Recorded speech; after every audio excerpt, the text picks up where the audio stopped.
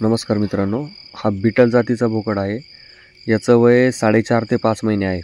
याचं डिवॉर्मिंग आत्तापर्यंत कधीच झालेलं नव्हतं। तर त्यामुळे हा कमकुवत आणि त्याच्या त्वचेवर बघा चमक नाही, असे तांबडे केस आले आहेत। तर याचं कारण म्हणजे हे जंत आहेत।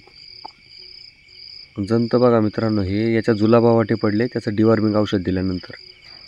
साधारण एक सगळ्यात मॅक्सिमम लांबीचा जंत हा 1 ते 1.5 फुटाचा होता।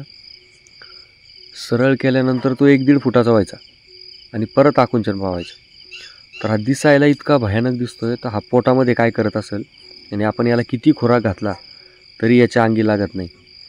म्हणून डिवॉर्मिंग खूप गरजेचं आहे।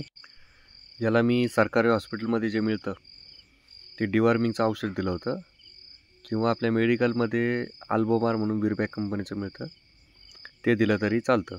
एक साधारण 10 किलोला 2.5 ml चा डोस असतो। पण डिवॉर्मिंग खूप गरजेचं आहे। त्याच्यामुळं पिल्लाची ग्रोथ ही झपाट्याने होती आणि आपण जे खायला घालतो ते पूर्ण त्याच्या अंगी लागतं। एक वेळ खुराक कमी असला तरी चालेल, पण जे खायला घालतोय आपण ते पचणं खूप गरजेचं आहे। म्हणून मित्रांनो, डिवॉर्मिंग खूप गरजेचं आहे।